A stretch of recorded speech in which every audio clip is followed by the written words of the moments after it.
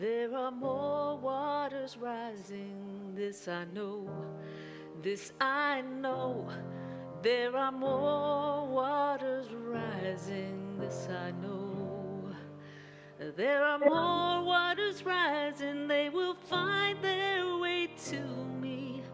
There are more waters rising, this I know, this I know. There are more waters rising, this I know. Let's do that again. Can we go back to the waters?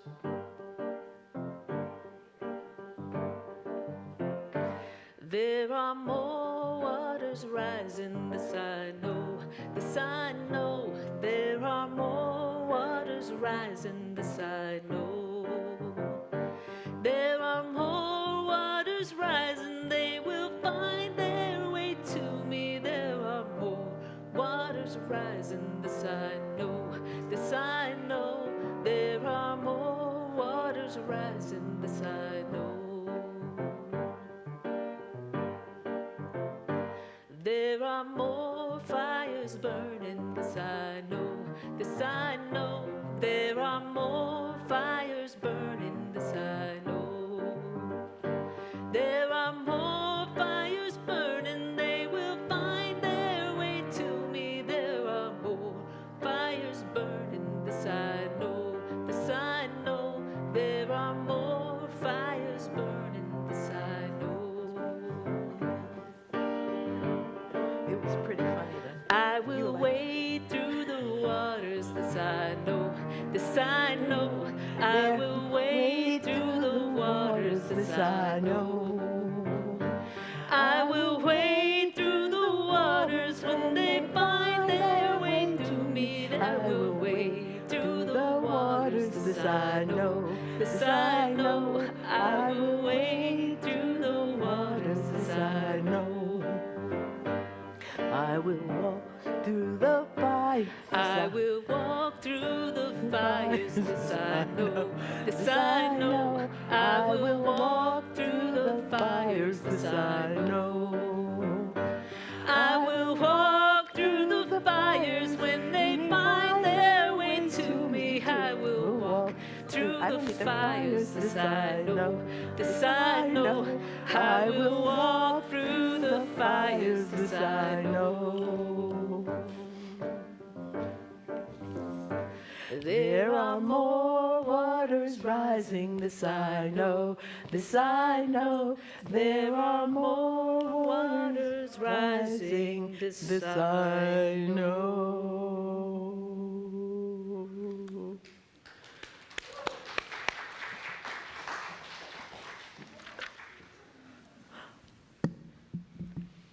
That was fun. Good morning.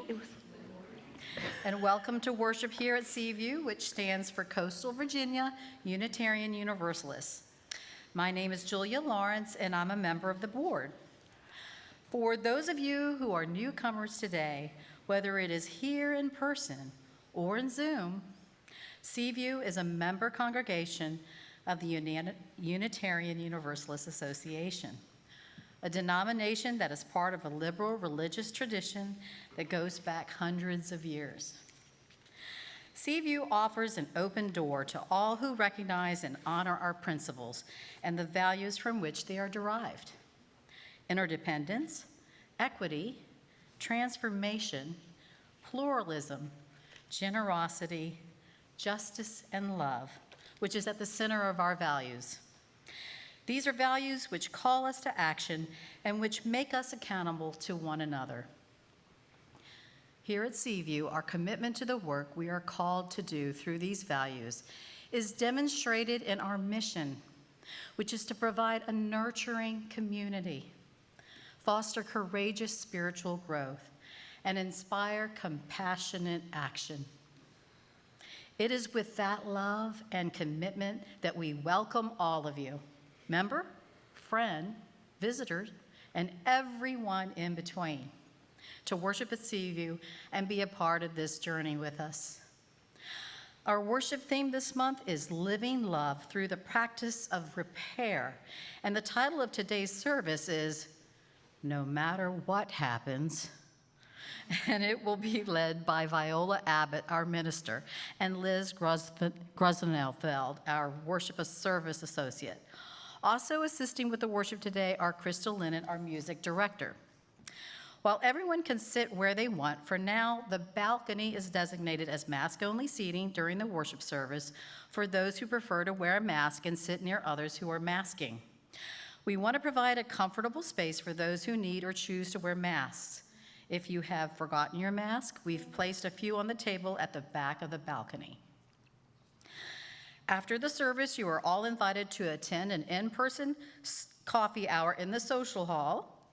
And next week, the title of our service is What Makes Us a Patriot? And it will be led by Paul Moss. I hope you will join us. Once again, thank you for being with us this morning, and we hope you will stay for the coffee hour.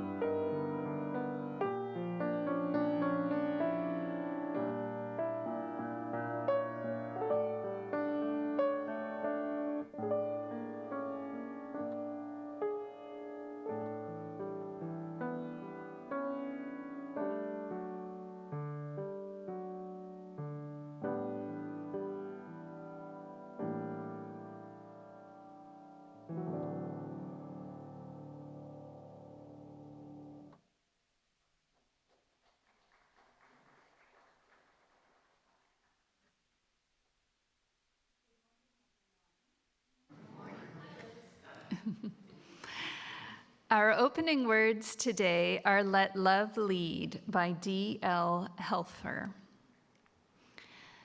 Spirit of all that moves us and through us, as elections near, help us to let love lead. Help us recognize that polarization can also be understood as passion. Passion to build something better that holds all of us at the center.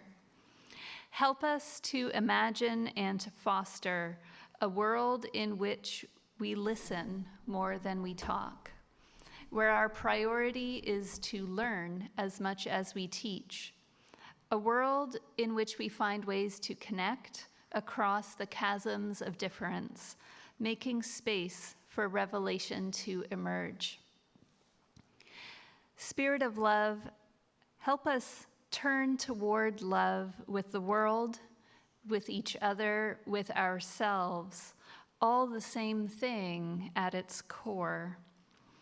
Let us extend grace within our movements and between our movements, less sure, more curious, wondering together what is possible.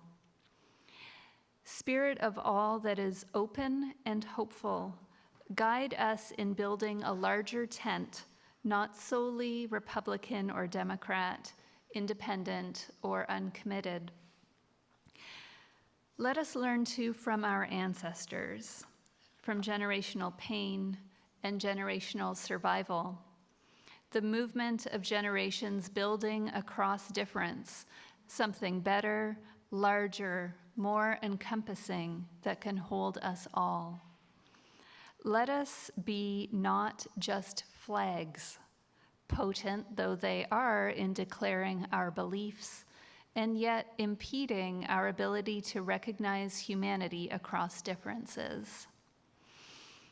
Spirit of hope, Spirit of all that is yet possible, lead us away from false separation, that the only truth is ours, that anything less is incomplete. Lead us instead into the discomfort of learning from youth, young adults, activists, elders, those we cherish, those we find wanting. Lead us to the love that can hold us all and is with us always, the love that can help us through the messy and necessary, life-altering work of building movements across beliefs, across difference, for change that can endure. May it be so. And now, let us worship together. And as the chalice is lit, let us join in saying these words. In the light of truth and in the warmth of love, we gather to seek, to sustain, and to share. And now please rise in body or spirit and join in singing our opening hymn, 95, There Is More Love Somewhere.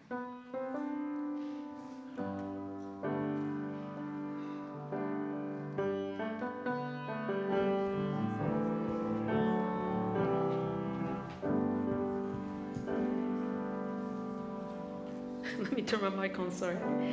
There is more love somewhere. There is more love somewhere. I'm gonna keep on till I find it. There is more love somewhere. There is more hope somewhere. There is more hope somewhere. I'm gonna keep on till I find it. There is more hope somewhere. There is more peace somewhere. There is more peace somewhere. I'm gonna keep on till I find it. There is more peace somewhere. There is more joy somewhere. There is more joy somewhere. I'm gonna keep on till I find it. There is more joy somewhere.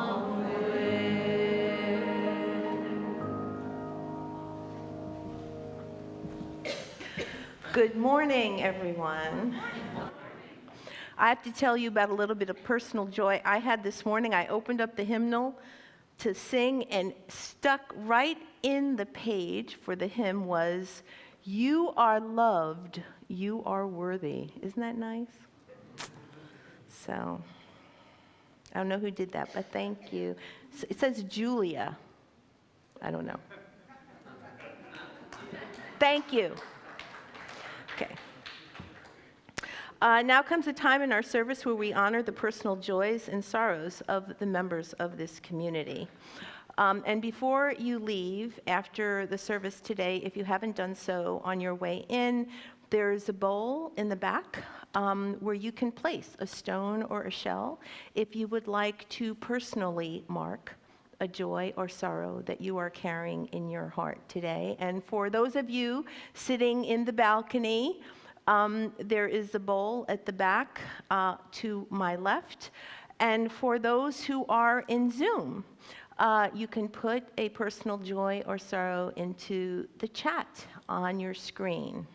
And those that are of a personal nature will be read into the service today. And in addition to the caring team, as part of the caring ministry of this congregation, we also have pastoral associates who are available for you to talk to. Again, you can reach them using the contact information on the screen that will show behind me. You can also leave a confidential message for either the caring team or the pastoral associates. And one of our, I think, ushers and greeters today is the chair of our pastoral associates.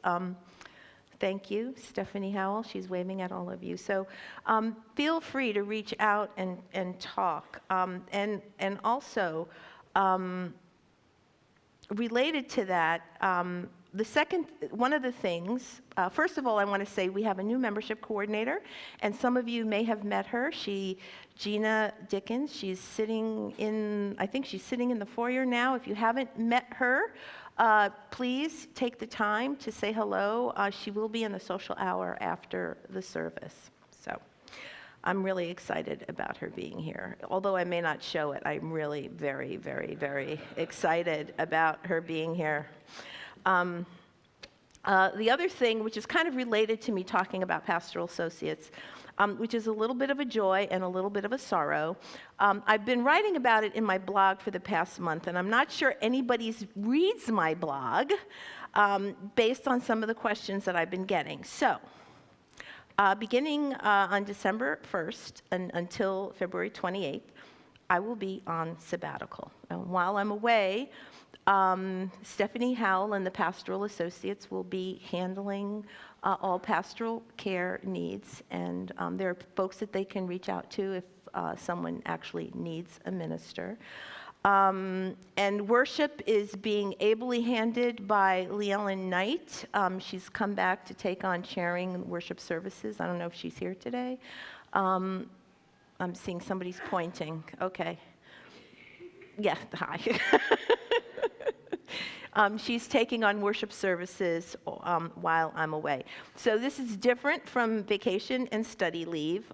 It's one of the established practices of the Unitarian Universalist Association that after a certain number of years of service, a minister is entitled to take sabbatical. And I get 1 month for each year of service. Even though I've been here for 4 years, I'm only going to take 3 years. But this is probably unusual to a lot of you because not since my Brit Johnson, somebody's laughing, have you had a minister who is here long enough to take a sabbatical. And she served you over 25 years ago. So some folks remember a sabbatical and some folks don't know what I'm talking about. But just know that this is nothing unusual. I'm not on punishment, so when you don't see me for 3 months. And I'm not looking for an exit strategy, which some people have already asked me about. I'm just taking some time for rest and reflection. To borrow language from this month's theme, you might say even repair a little bit, so that I can bring the best of myself to all of you when I'm here. So don't hesitate if you have any questions or concerns to reach out to me or to David Kidd, who's sitting over there. He's also waving. If you have any questions or concerns at all, okay? And I am looking in the chat, and I don't see anything posted in the chat today. So, okay. Okay. May each of us draw upon whatever gives us strength and hope, whether it is the God of many names or no name at all, the great force that courses throughout and is the universe, the divine spark within each of us, or this community that we love and value. As we hold in our hearts all that has been spoken into this space and all that has not. But may we in particular find solace in the fact that we are here to journey with one another, to share in the sorrows and rejoice in the joys. And now let us enter into a moment of silence to mark this sacred space that we share.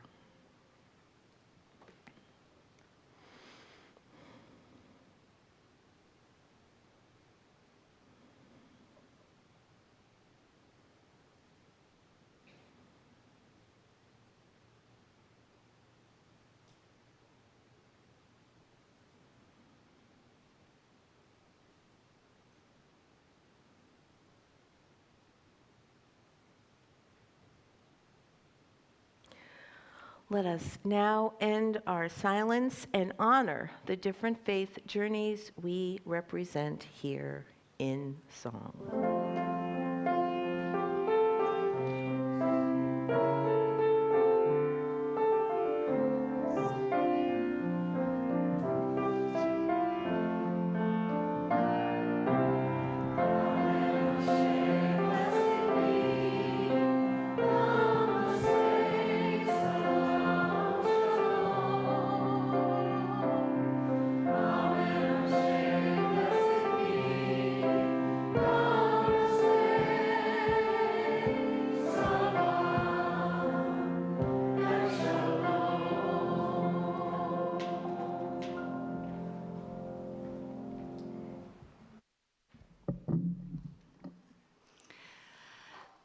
As some of you know, about a year ago, I became a U.S. citizen.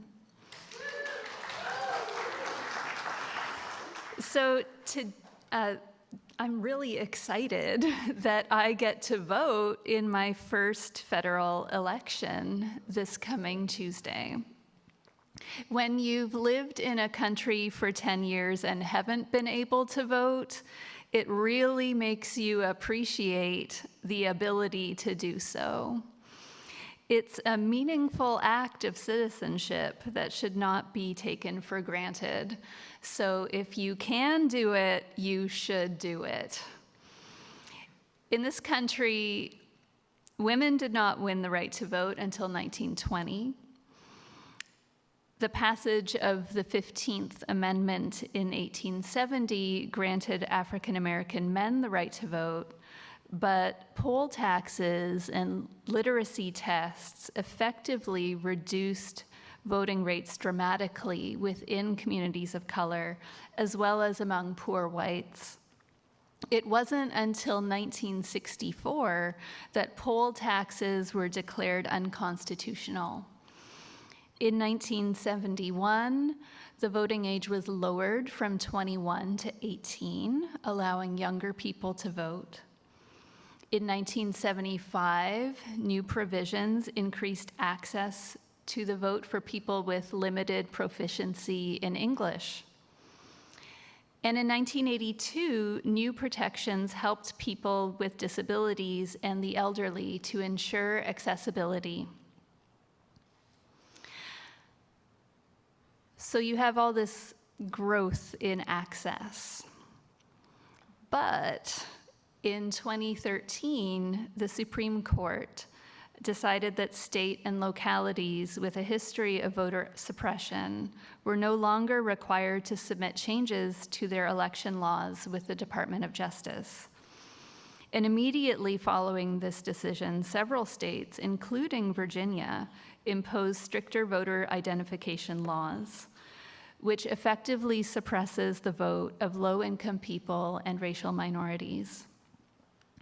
And in 2018, election officials closed thousands of polling places with disproportionate impact on communities of color.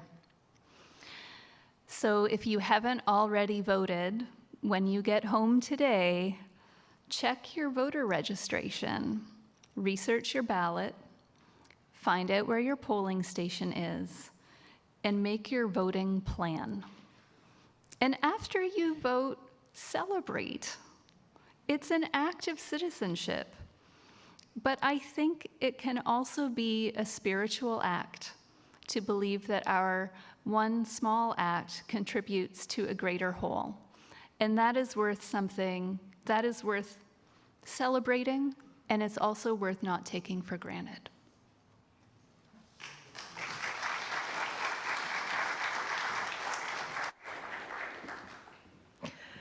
Okay, now Reverend Mark isn't here today, so I'm taking over, at least for a part of things.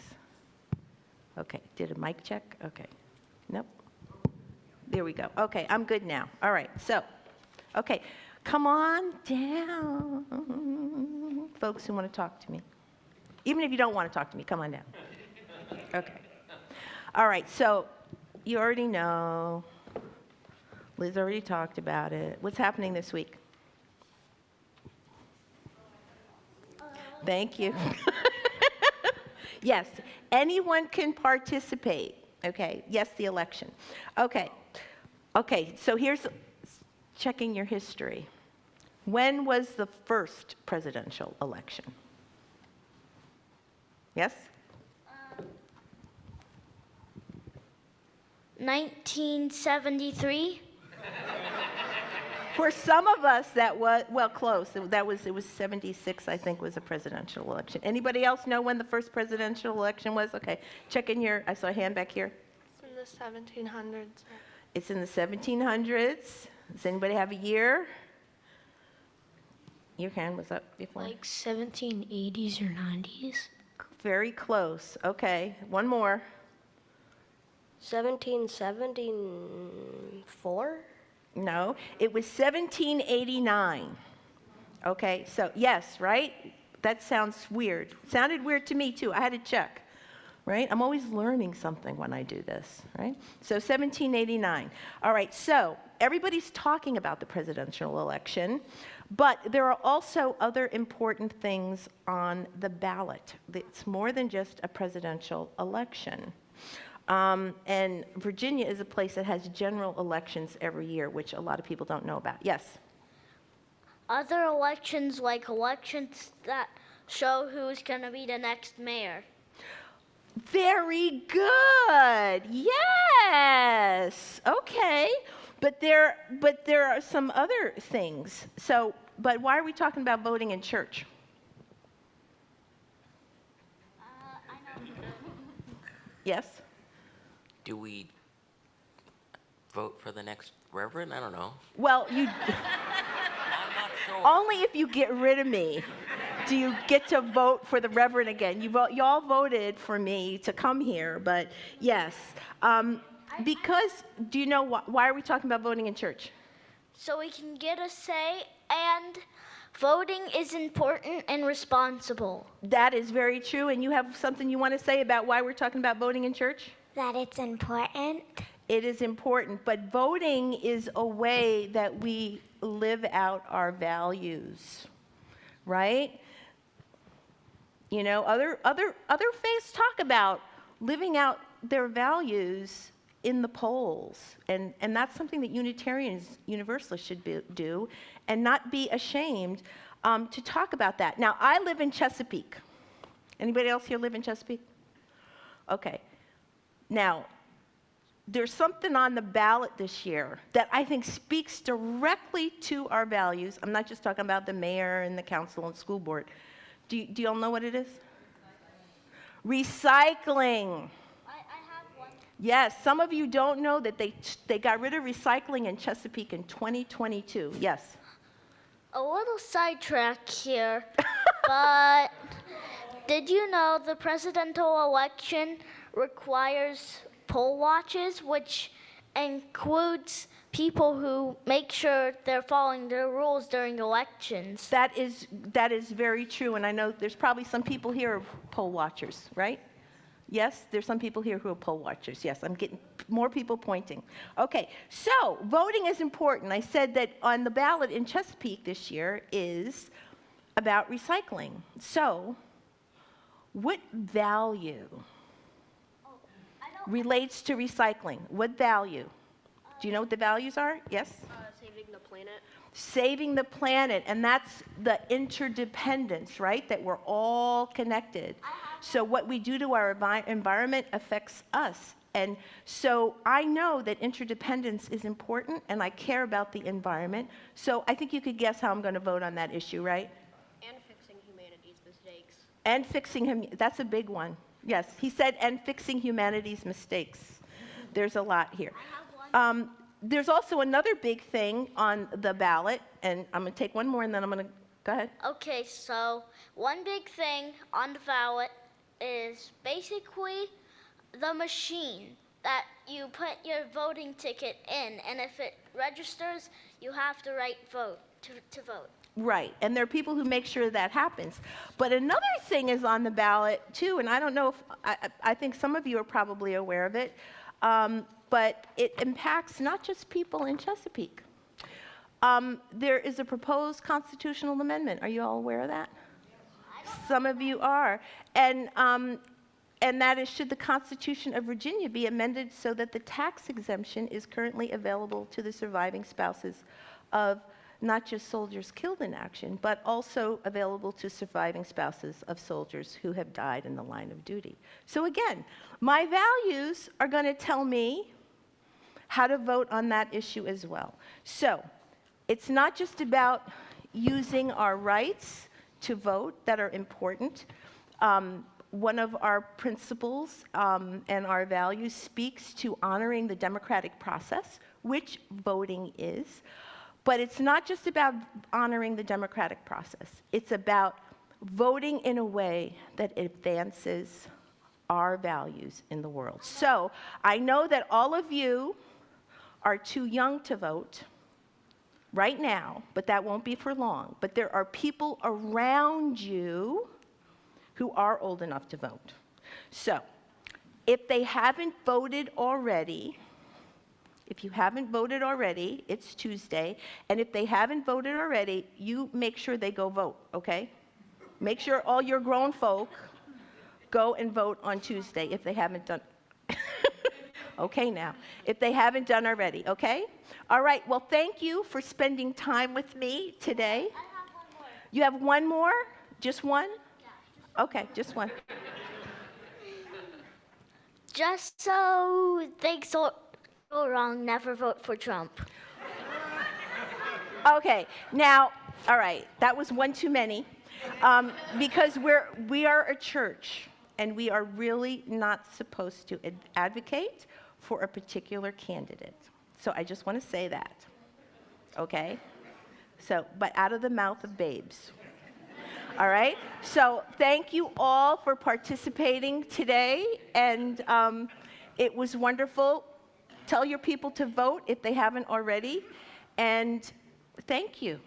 We have more stuff to do. Okay.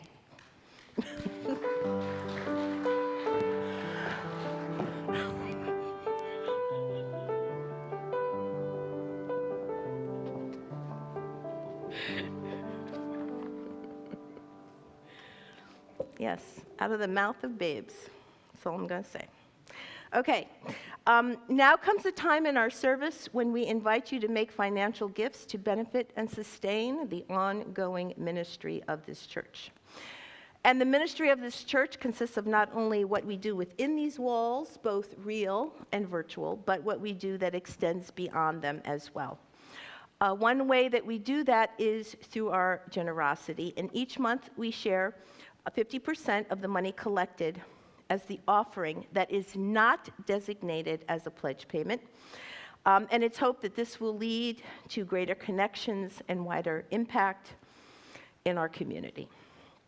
The organization that we are giving to this month is Edmark, a local hospice and palliative care organization designed especially for children. It was originally started in Suffolk and was the first of its kind in the country. Now the area that it covers is from the North Carolina border to the peninsula, Williamsburg, and surrounding counties. Expansion to more communities is ongoing, and services are provided to children and their families, supporting them through life-threatening illnesses. Edmark provides professional holistic in-home care, volunteer support, bereavement services, holiday celebrations, and remembrances from the perinatal period to the end of life and beyond at no cost to families. Parents can focus on their child and families without worrying about another bill related to these services. And I think that whether or not we've had that experience, I think we can empathize with the fact that having a child with a life-threatening illness is a lonely journey. And Edmark was formed so that no family would ever feel that they were alone in that journey. Supporting organizations such as this is just one way for us to live our principles that honor the inherent worth and dignity of all people, and justice, equity, and compassion in human relations. Giving our time, talent, and treasure to the organizations that matter to us and that improve our lives and the lives of others is a spiritual practice, especially for those of us who call ourselves Unitarian Universalists, and it's one that we shouldn't shy away from. More importantly, our generosity is necessary for our survival. So, today, if you wish to donate by cash or check, you may deposit your gift in one of the baskets that's going to come around. If you would like to give electronically, the screen behind me provides a variety of ways that you can do that. And as you set your intentions for giving this morning, we will listen to another musical selection. Your donations will be gratefully received.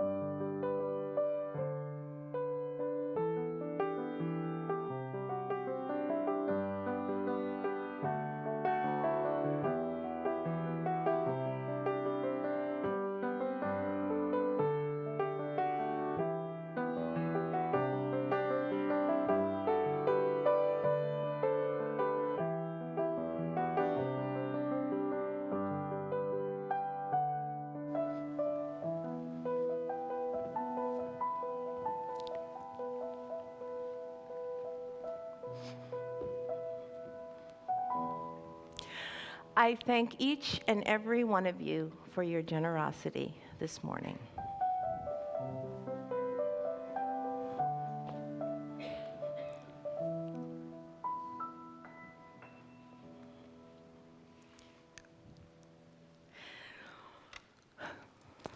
One day this morning, I spent some time at a friend's house.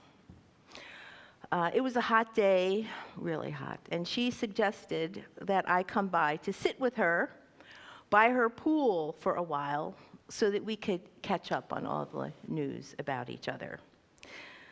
She is one of my oldest friends, actually the oldest. And I do mean that, not because she's an old person, but because we have known each other for a very long time. Since we were about 5 years old. And no one else that I have known that long is actually still alive right now, so. And we still talk to each other. We communicate, I think, often. We're still pretty close. I trust her with things I would not trust anyone else with. And we sometimes joke about the stories that we will take to our graves, mainly those stories from our teen years. Anyway, we have lunch and dinner together when we can. She is a part of my close friends and family group on Facebook. So we see one another's more personal posts and the posts of our children. So we are able to keep up with some events that way and comment on milestones and special events. In fact, one of her grandsons just got his brown belt in Taekwondo this week. I thought that was very nice. However, I don't really comment on posts of hers that might be considered political. And she doesn't really comment on mine. It seems that as the years have come and gone, our personal politics has gone in decidedly different directions. And sometimes I am amazed, but I hold my tongue. And I am sure that she has held hers. We have never talked about politics until this one particular day. And probably because the presidential election was just months away. So, she asked me what I thought about all of the government assistance that she heard undocumented immigrants were getting. And she didn't use the word undocumented. She asked me what I thought about George Soros. I actually had to look that up to figure out what she was talking about with respect to George Soros. And for those of you who do not know, he is a billionaire who, according to Wikipedia at least, has been identified as the puppet master behind many conspiracy theories discussed in conservative circles. It is amazing what he is supposed to be responsible for. We talked about the jobs immigrants were supposedly stealing from us. And we talked about a bunch of other things. We didn't talk about who we were voting for president, though. I think we both knew that.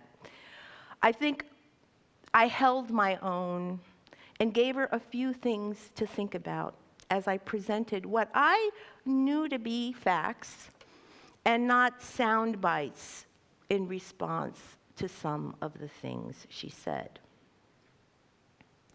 And without really going into specifics, what I said to her was that there are those who have done a lot to create false narratives designed to make working class people like her and me, who have more in common than we realize, fight with one another over smokescreens. I think we had a good conversation. I don't think I raised my voice too much Although I did get a little animated when I talked about how the real danger to our society and our quality of life was not the immigrants who were allegedly storming our borders and the communists, but was an unfair political system that benefited not just billionaires like George Soros, but all of the other billionaires that the conservative press doesn't like to talk about, by disproportionately taxing working class people like her and me, while at the same time eroding public services, making it harder and harder for all of us to get good health care, housing, education, and food that actually makes us healthier instead of sicker. And I want to interject one thing here which directly speaks to how these narratives promoting fear and distrust have made their way into our consciousness. I know that many of you came here to see the documentary Bad Faith. It was an adult faith offering. I think some of you came here. I didn't get to go to it. I wasn't able to see it, so I saw it at home one night this past week. And when I was finished, I got one of those prompts, you know, because Big Brother's always watching. If you like that, you'll like this, right? Prompting me to watch another television show. And I did, and it was a 2015 documentary entitled The Brainwashing of My Dad. It's something that you can see on YouTube, and if you haven't seen it, I wholeheartedly recommend that you do. Okay, anyway. We went on to talk about other non-political things, but the thought I left her with was, Democrats are not the problem. Republicans are not the problem. We are all in this together. And the more we focus on our commonalities, the less we focus on our differences, real and made up, the more we try to educate ourselves on the issues and not just focus on sound bites and what has turned out to be rampant misinformation, the more likely we are to make the world a better place for all of us. Because no matter what happens on November 5th, we are truly all in this together. I don't know that she heard all of what I said, but I'm sure I got her to thinking. And more importantly, she didn't tell me to leave. And we are still friends, so that is a good thing, because we have gone through much together. And we love each other. And neither one of us wants to give up on the other. In the summer of 2020, before I came here, this congregation adopted the 8th principle of Unitarian Universalism, which basically says that we covenant to affirm and promote journeying toward spiritual wholeness by working to build a diverse, multicultural, beloved community by our actions that accountably dismantle racism and other oppressions in ourselves and in our institutions. And government is one of our institutions. And beloved community is not just for a few people, or just for select people, or just for rich people. It is for all people. It isn't beloved community unless it touches everyone. Beloved community happens in a world, not just a place, in which there is no poverty and no war. There is ample health care, education, housing, and food for everyone. And with the revision of Article 2 of the bylaws of the Unitarian Universalist Association, the language of the 8th principle, many congregations voted in favor of, was incorporated into the current values and covenant applicable to our member congregations, and CVUU is one of them. And the phrase that shows up in the statement on the value of justice says this, almost word for word. We work to be diverse, multicultural, beloved communities where all thrive. And we covenant to dismantle racism and all forms of systemic oppression. We support the use of inclusive democratic processes to make decisions within our congregations, our association, and society at large. And that bit about democratic processes means that we what? We vote, right? We vote. And we are not unlike any other people of faith who have been known to utter some variation of these next few words. We need to vote in accordance with our faith. And for us as Unitarian Universalists, that means we need to vote our values.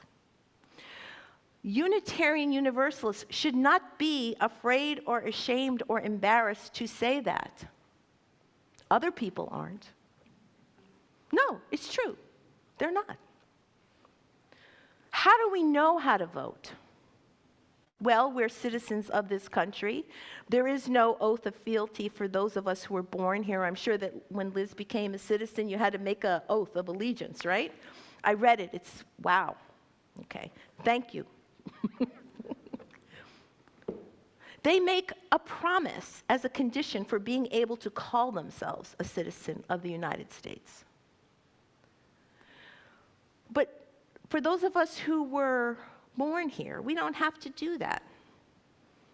But if you did have to make a promise, keeping in mind our UU values of love, justice, plurality, equity, transformation, generosity, and interdependence, what would you promise that would not only keep our republic and all of us in it safe, but would bring about beloved community? More importantly, and perhaps more relevant to what's going on, when you vote, keeping in mind our Unitarian Universalist values of love, justice, pluralism, equity, transformation, generosity, and interdependence, how and for whom would you vote that would keep our republic and all of us in it safe and bring about beloved community? Well, I think the analysis to be applied is not that dissimilar from what I've been asking all of you to reflect on these last few weeks, perhaps the last month or so, as we think about a covenant for this congregation. The promise that will guide how we are together. Why are you here, and what are you hoping for in being here together? What are you afraid of that might happen, which might interfere with us being together?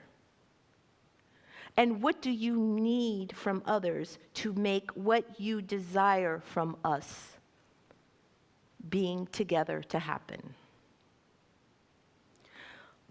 The next question that kind of follows from that, which I haven't asked you yet, is what would you promise? But in the context of the upcoming election, thinking about what we are hoping for, what we need, and what we would like to happen, the question is really, how will you vote? Because how we vote has everything to do with how all of us will be together. And the truth is that no matter what happens on election day, we will all still be together.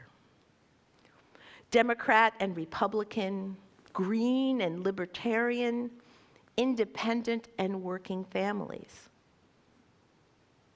All of those parties, and some I am sure I have not even thought of.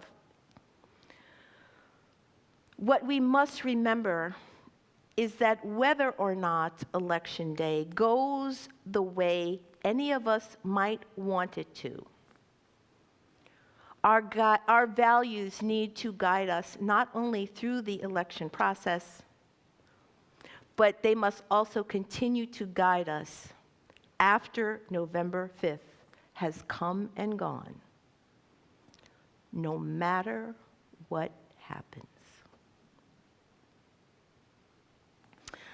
And now I ask you to please rise in body or spirit and join me in singing our closing hymn, which is 1037, We Begin in Love. But this hymn is a little bit different.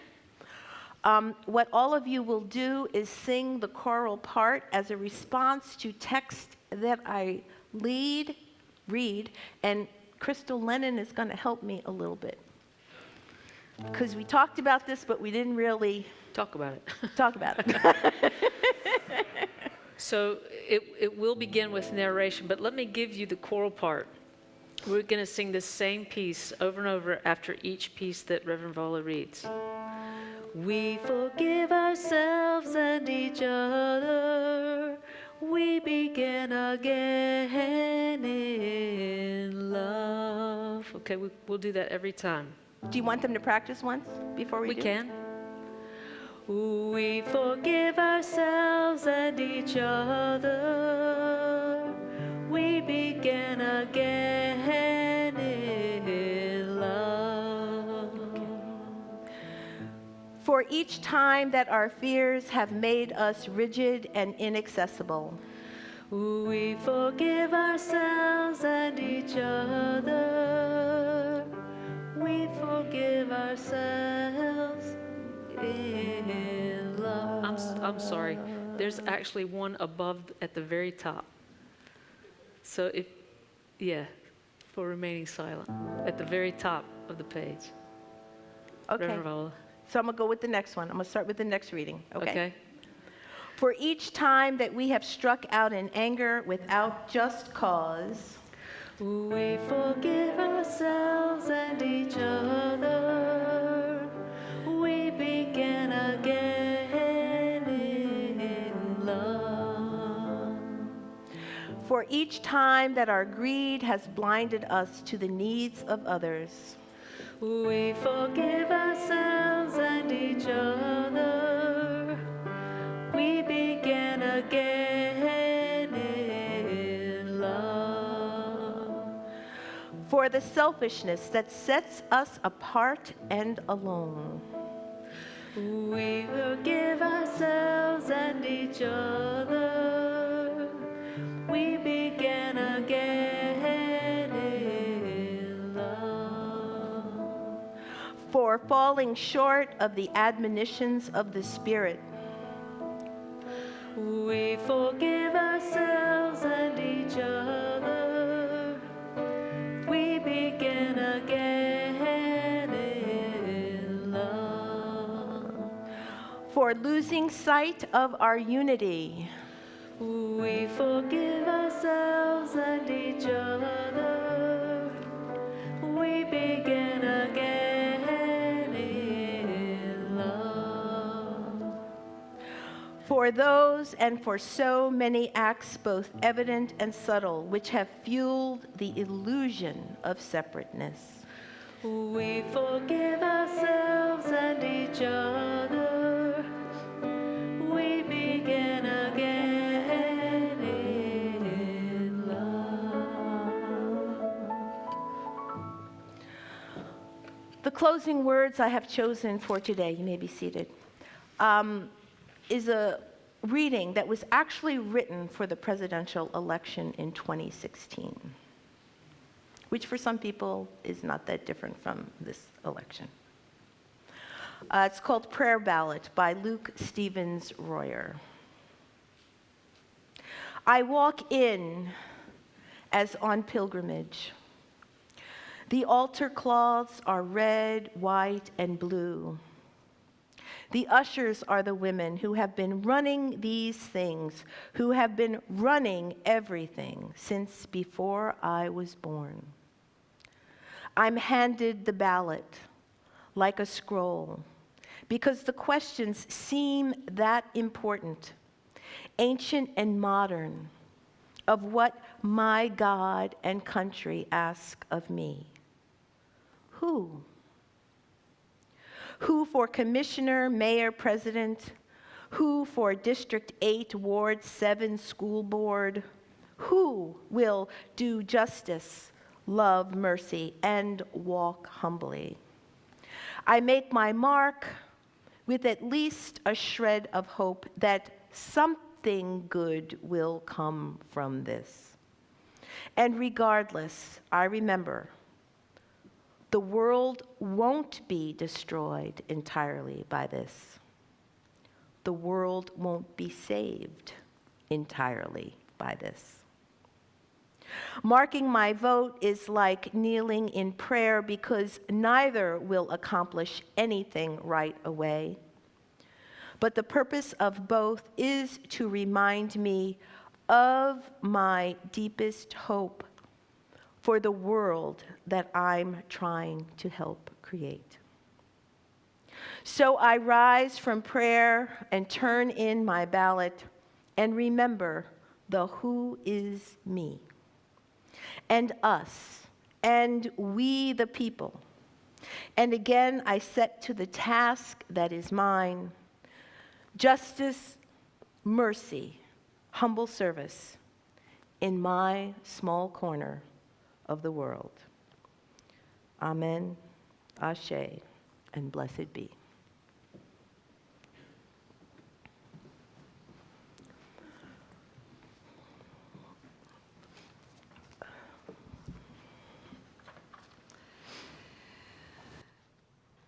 As our worship comes to a close, please join me in saying the words for extinguishing the chalice, which will be shown on the screen.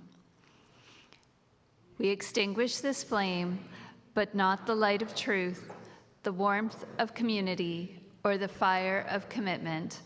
These we carry in our hearts until we are together again.